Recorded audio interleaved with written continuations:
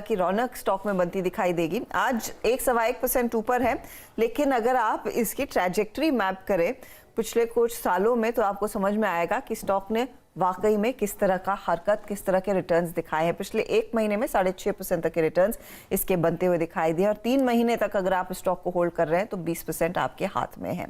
तो सुमित ने इनफैक्ट इसी पर अपनी नजर डाली। सुमित, इंटरेस्टिंग मूव्स, 400 की हम काफी ज्यादा चर्चा करते थे और आज वो मकाम भी हासिल कर लिया है।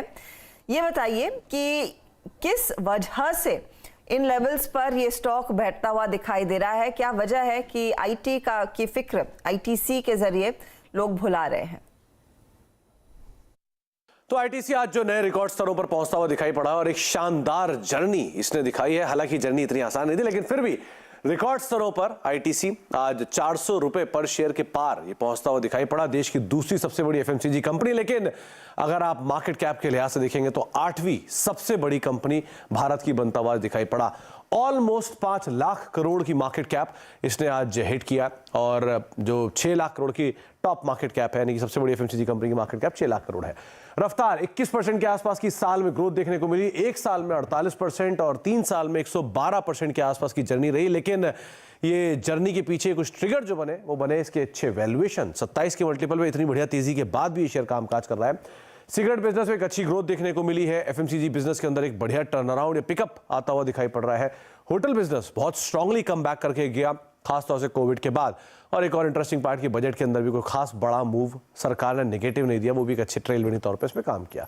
लेकिन इतना आसान नहीं था, जहां पर एक समय में एक कंसोलिडेशन के अंदर कामकाज कर रहा था और उस कंसोलिडेशन में 2016 से लेकर 2022 कुछ ही 2-4 रुपए के दाम के अंदर ही इसने एक पूरी जर्नी अपनी काट दी। कोरोना काल की एक बहुत बढ़िया तेजी को भी एक इनकैश नहीं कर पाया और बाजार में सबसे ज्यादा मीम, सबसे ज्यादा मजाक भी इसी स्टॉक का बना था। लेकिन उसके उलट पहले तो जर्नी 2016 में जहां 223 रुपए के आसपास जहां शेयर होता था, 2020-22 तक आते आते भी 230 के दाम पे ही रहा। तो इतनी बड़ी जर्नी इसने कंसोलिडेशन में निकाली। लेकिन अगर आप हिस्टोरिक जर्नी को देखेंगे तो 2016 से लेके 22 के बीच में पहले एचयूएल का रिटर्न 200% के आसपास का मूव दिया। लेकिन आईटीसी ने अपनी पूरी हिस्टोरिक जर्नी में करीब करीब 10,000 रुपए का जो आईपीओ आया था 1975 में, वो आज रफली 14 करोड़ रुपए तक पहुंचता हुआ दिखाई पड़ा, यानी कि ऑलमोस्ट 22% की सीएजीआर, जो कि निफ्टी को बीट करते हुए दिखाई पड़े। तो भले ही जर्नी एक कंसोलिडेशन के बाद चली है, थोड़ी स्लो थी, लेकिन क्या शानदार जर्नी और नए रिकॉर्ड स्तरों पर आईटीसी पहुंच गया। बिल्कुल सुमित, और एक बार इसको जरा एचयूएल से फिर कंपेयर कर लें बाकी पैरामीटर्स पर। अगर एचयूएल और आईटीसी का कंपैरिजन किया जाए तो दोनों में कोई खास बड़ा अंतर आपको नहीं दिखाई पड़ेगा। 6 लाख करोड़ की मार्केट कैप है एचयूएल में और 5 लाख करोड़ रुपए के आसपास की मार्केट कैप है आईटीसी में। अगर पिछले 10 साल की हिस्ट्री देखेंगे तो रेवेन्यू ग्रोथ 6% के आसपास रही एचयूएल की, आईटीसी करीब 9% के आसपास की revenue growth. Profitability growth wise करीब 13% के आसपास की ग्रोथ रही एचयूएल में, 10% की प्रॉफिटेबिलिटी ग्रोथ आईटीसी ने दिखाई।